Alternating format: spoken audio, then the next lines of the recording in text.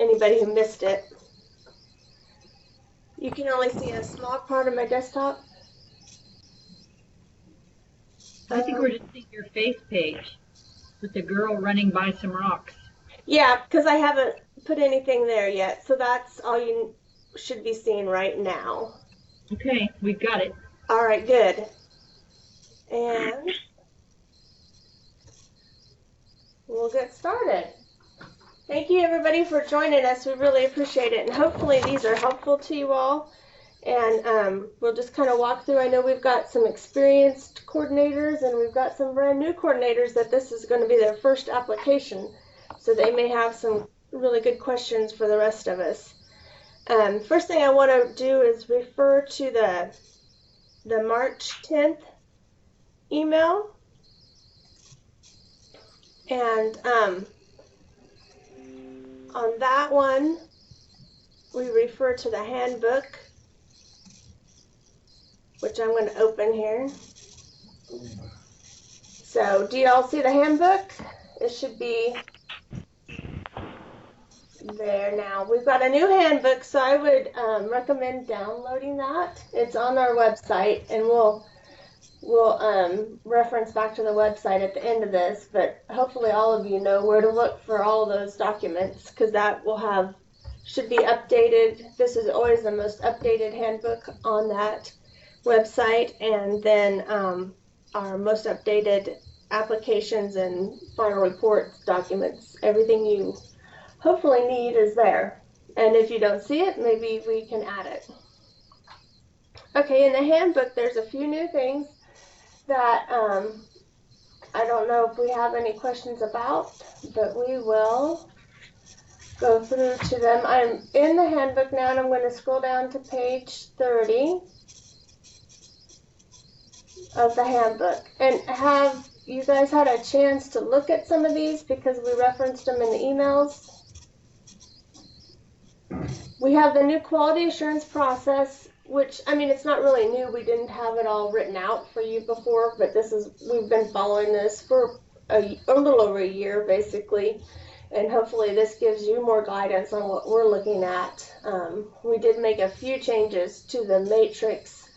We added public perception, which is really, if you guys are making the newspaper for something bad happening on your campus,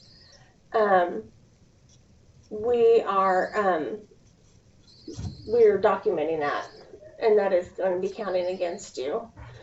And you can see on there how many points that is. That's probably the only new special condition that we had. Does anybody have any questions on the quality assurance plan? Not yet. Not yet. And again, you still have, like, if you have new personnel and you attend K-Board trainings, we do a -5. That's still there. And these points aren't, like, if you miss a deadline, a failure to meet a deadline, we don't automatically give you 5 points. Sometimes, like, if you miss your deadline for December 1 or March 1 report, we'll give you 1 point each. And of course, you know, the bigger your application is, a bigger deadline to miss. And so we kind of weight those points depending on what the deadline is that you're missing. And as we come up upon the final deadline for revisions, it counts less against you to miss a revision deadline if you have to do a late revision than to send the money back. So you can always kind of think of that when you're worried about doing a revision, but you're not sure you're going to be able to spend the money. I would much rather you did a late revision than not spend your money or send money back at the end of the year. So hopefully having this information in front of you is helpful. Again, we're just trying to make sure that as a state we stay in with a good relationship with the federal government. We are, and I do believe I put it in here, that each one of these is based on your fiscal year grant. So that matrix, the fiscal year 17 matrix, it's going to run the same time period as the grant. And we won't complete the matrix until after we've reviewed all of your final reports for that fiscal year. And then by September, you will know whether you are going to be getting any other technical support, like a fiscal audit or a data review and things like that. So if you have any questions on that, please don't hesitate to ask. And then, coming the end of August, if you want to see what points you've earned, you can ask us and we can help you out on an individual basis, because obviously that's not anything we can share with everybody. So, and Connie just joined us, so she'll be in and out today, so we can Good morning, everybody. They're kind of a quiet group so far. So we have our mutes on, so we don't want to interrupt you. Oh, well, that's good. Yeah, But don't hesitate to interrupt if you have questions, because that's what we're here for. Okay, if you go down, if there's no questions on the quality assurance plan, we will go down to page 41 of the handbook. And this really isn't anything new that you had to do, but I came across some helpful information on time and effort. And we have, every year we have a lot of questions on time and effort. And, sometimes it's something that we have to really think about, all of us. And so I thought these would be helpful for everybody. And also then I referenced them back to your appendix number. For the semi-annual certification, that's the people who are working only on one cost objective, even though they may have multiple funding streams, they can do that one. And then there's the personnel activity reports, which is Appendix Y, for those of you who are working on more than one cost objective. And this just has some nice explanation on it, which is hopefully helpful to all of you. And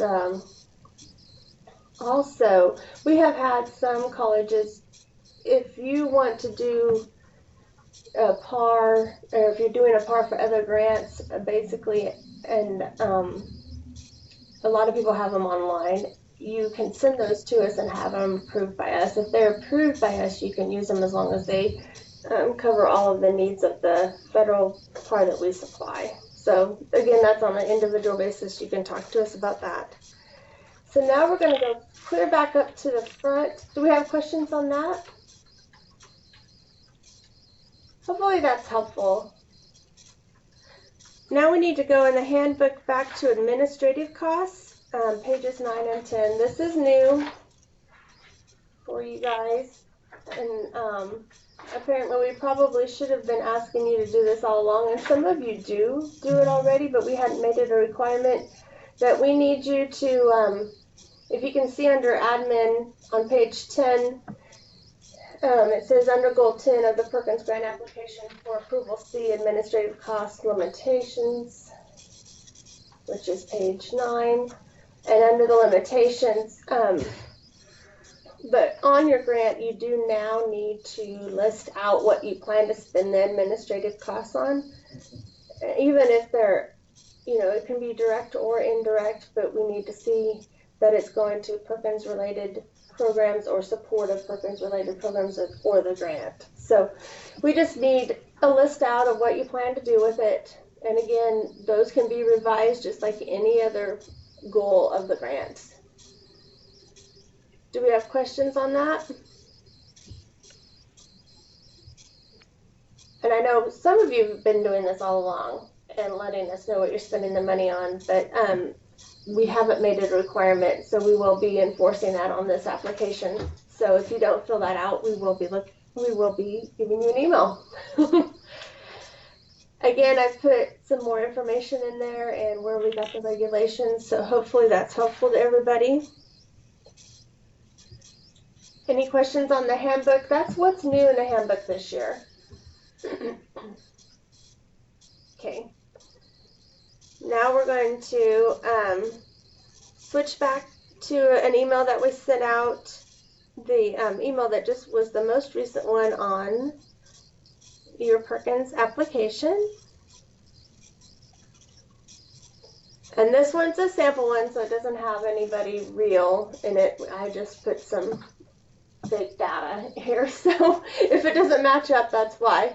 But this one you all got probably last week or the week before, and it has some really pertinent information for you as you fill out your grant.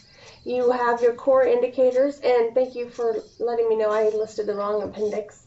It's Appendix I think I had H, so if that confused anybody, I'm sorry.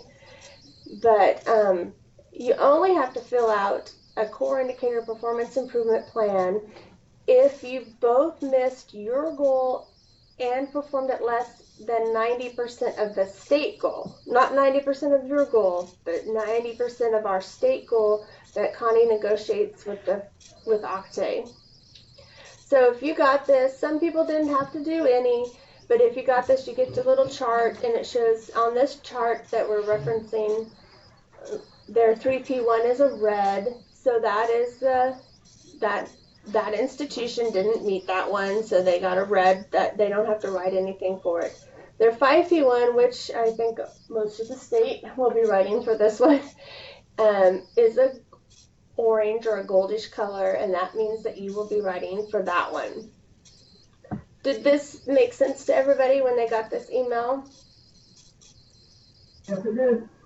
So this is Connie, and I'm going to jump in here for just a second. As I'm actually right now working on the state plan, which involves negotiating state targets with the state U.S. Department of Education. And so in the email that Laura sent out indicates what indicator that you may need to write a performance plan on, and we require, just as is required of us, the U.S. government requires that each state write a performance plan if you don't meet 90% of your agreed upon performance metric. So we do the same thing with the locals, in that if you don't meet the 90%, that you have to write a performance plan. So one of the things I might note that I'm going to work toward, we did reach all of ours as a state, so kudos to all of you and all of your efforts. However, one of the things that we're hearing from out west and in the Kansas City area, and I'm sure everywhere in between, in the adult ed side and the CTE side, is that out west they have noticed that some of the ESL students or the Hispanic students don't want to come to class because they're afraid of being deported, and have even taken some of their kids out of school to that extent. And in the Kansas City area, we heard from one of the adult ed centers that some of those students are afraid of being in one place as a group, as more of a target. I think this was right after someone came in to a sandwich shop or somewhere, I don't remember where that was, and basically I think there were Muslim student people working in there and shot everyone, or Asian or somewhere. But in any case, they're seeing a problem with students attending also, because they don't want to be in that group anywhere. So to that end, while we have met our targets, I do see 5P1 and 2 lowering somewhat over previous years. So I'm going to be working with the U.S. government in reducing, hopefully, our performance indicators by a percentage or two, and I'm hoping that they understand where we're coming from. And I would certainly think that they would be hearing that from other states other than Kansas. But I did just want to chime in and let you know what we're doing on the other end with the U.S. government. The other thing that we covered in this email was the Perkins program eligibility. And if you have any questions about your eligible programs, please just contact me directly offline. As I mentioned in those emails, we are waiting for Perkins reauthorization, which every week it changes as to when that might happen. But when I was in Washington last week testifying, they all said it was going to happen for July 1 of 2018, but then the week before you hear that the Senate dropped it. So I really can't tell you what might happen with that. But in that regard, when we moved those tiered courses around, we saw some of the programs drop below 55%. And as I shared with all of you and the presidents, we did not change any program eligibility based on tiered percentage if it was affected by a tiered course moving to a non-tiered status. The only change that you might see or eligibility issue is if your program is not aligned and it's supposed to be, or if your number of concentrators dropped below that required number of 8 over a 2-year span.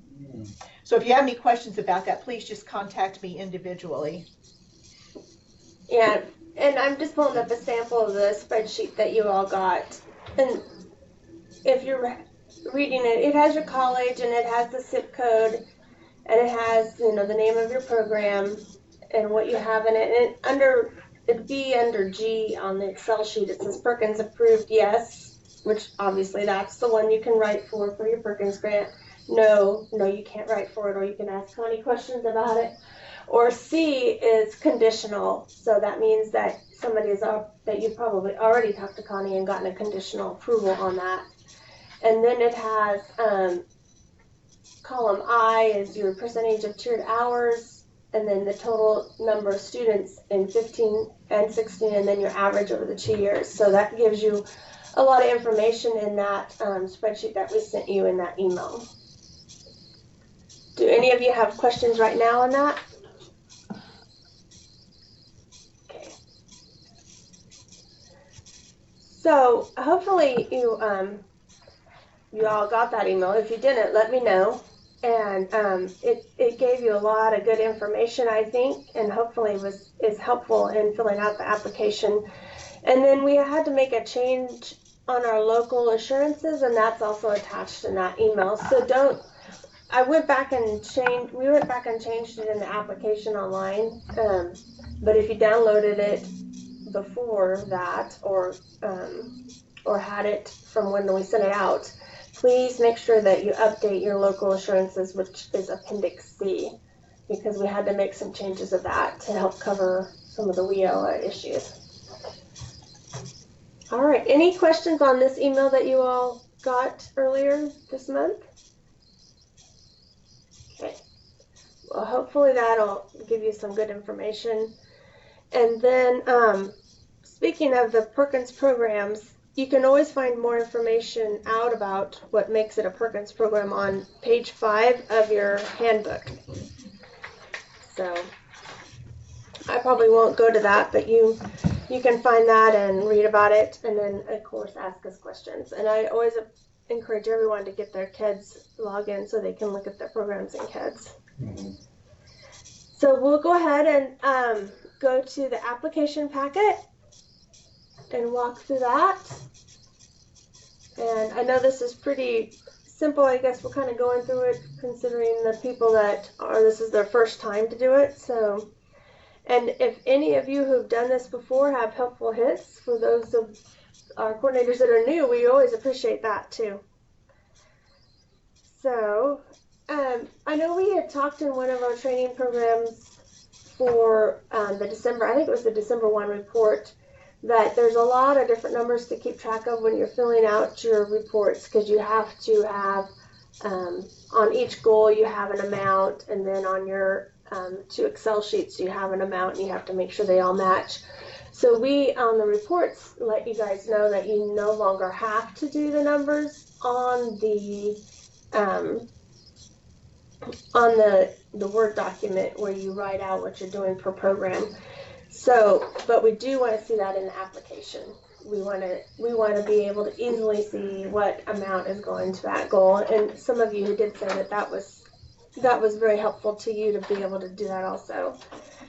So what we tried to do with this application packet, this is our second year to have this, and hopefully it was helpful, is to include everything to do with the application in one group of documents. So it has a table of contents that lets you know what you need for the application, and it has the appendix documents that would be Excel sheets.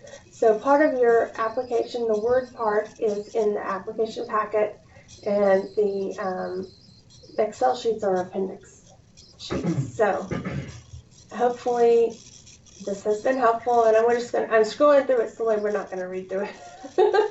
And really nothing much has changed except for the administrative costs that we've talked about. And let's see. Yes?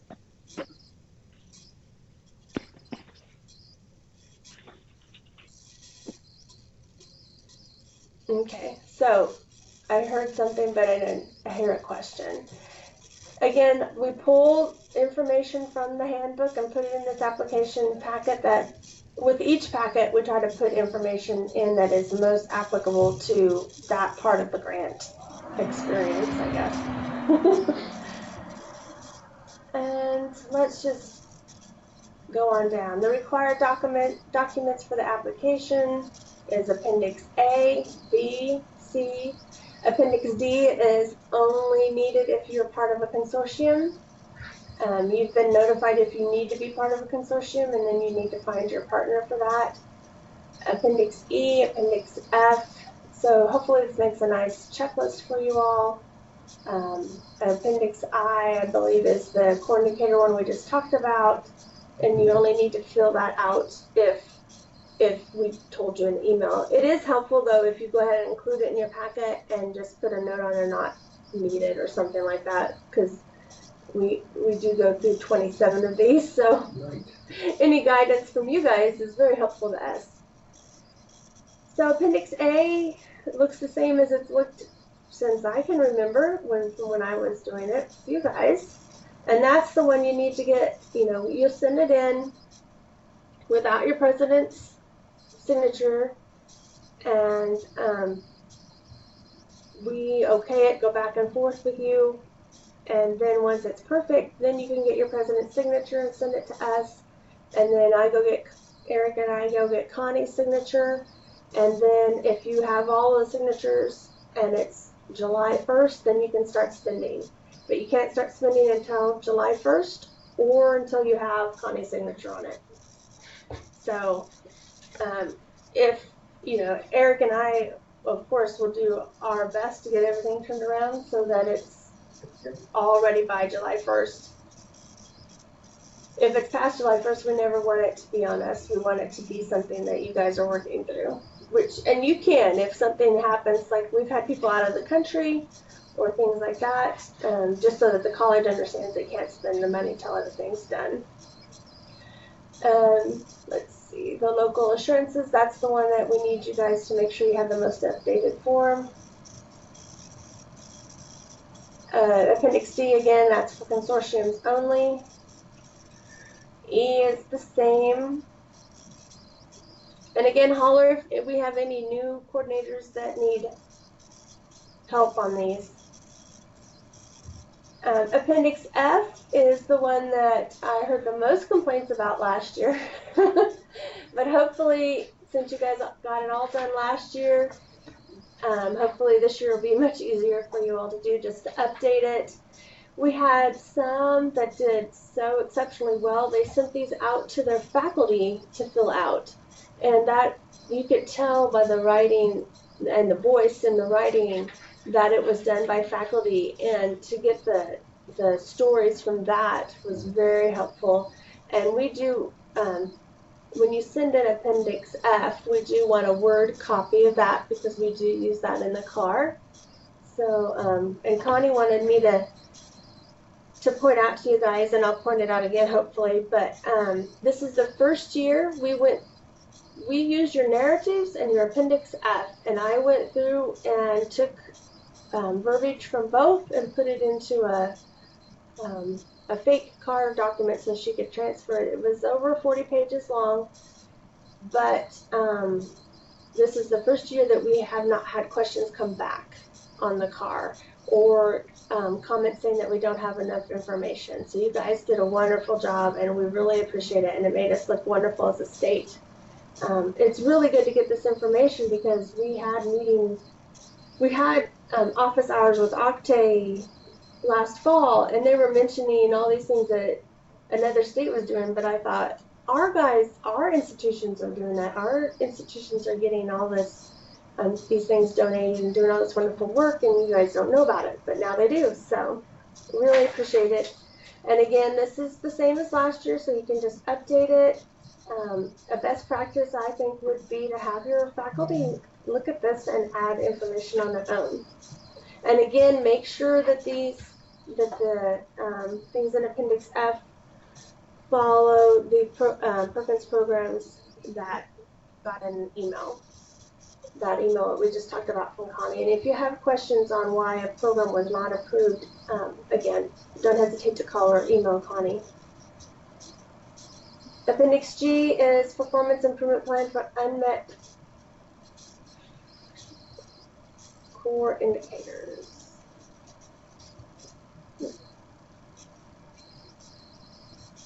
That's different. I think our appendix. Well, let's see here. So appendix G, I changed it to I, but it must have been G. But your core, that's the one that the performance improvement plan for unmet core indicators is the one if you have core indicators that don't meet 9% of the state or your goal. This is last year's. Huh. So it didn't get this. I must be looking at it old. This is research. Is it G? Sorry, Eric and I are wondering why that. Yeah. Okay.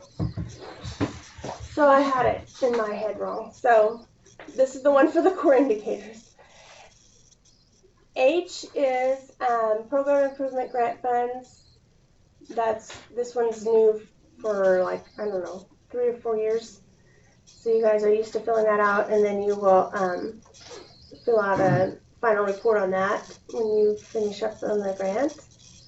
And then Appendix I is the one with all your goals. And you have 10 goals, and the 9 have to have some type of activity in them that you're going to do to fulfill that goal. And these goals match what's in your handbook. So I would refer back to the handbook on best practices for that. And whether or not you request Perkins funds for that or not, you must have an activity in there. And it's helpful, don't put just 0 in the funding. Put local funding, or if you're paying for it with another grant, put that grant. You don't have to put an amount, but just put where the funding is coming from for that. And if I could just chime in, every time we receive the December and the March reports, again for across the state, Laura and I spend a pretty significant time reading through these, and the more detail that you can provide, the better it helps to explain and really tell your story as far as what's going on with your goals and your college. So don't think that oh, this is too much detail. I mean, the more is the better.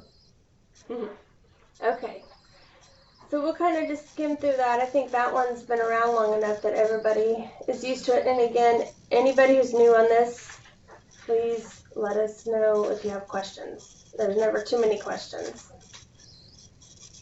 Appendix J is the proposed acquisitions of non-capitalized equipment. So that's anything under $5,000. So you can fill that out. One best practice that we've seen is like partway through, you might put a wish list, because it's nice if the cost adds up to what you put into the grant.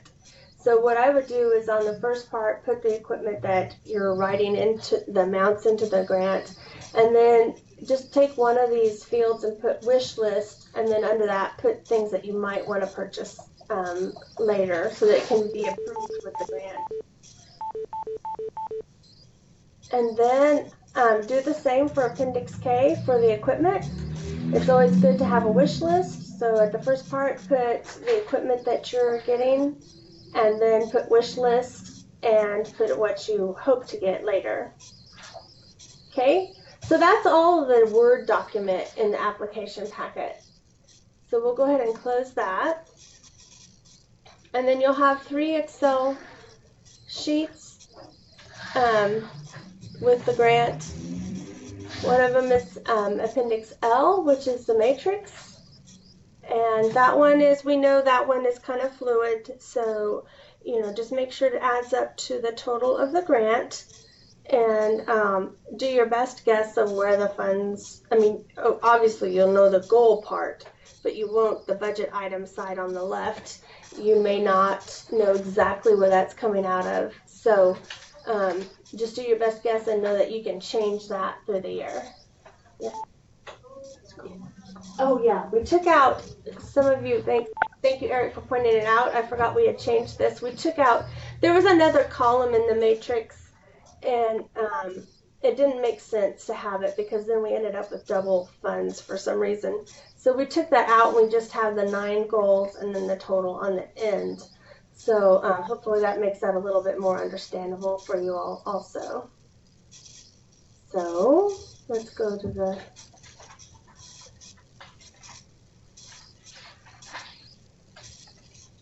this one, M, is the budgeted breakdown of expenses, and that one was always my favorite when I did your guys' job. And also, it's the document that we used to share with our business office. So they would often use it, fill it out, and then send it to me every month as the Perkins person so that I could see where the money was coming from.